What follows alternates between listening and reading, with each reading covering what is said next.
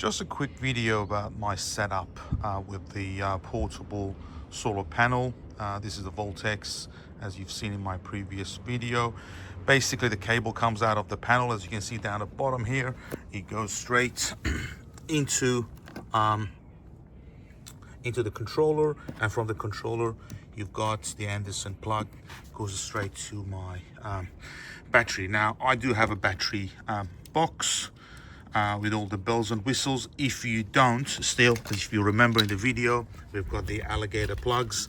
You just plug it directly to your battery, and you still use the Anderson plug into your controller. That will be right here up the top and then goes to your battery. But my battery is basically housed in this battery box.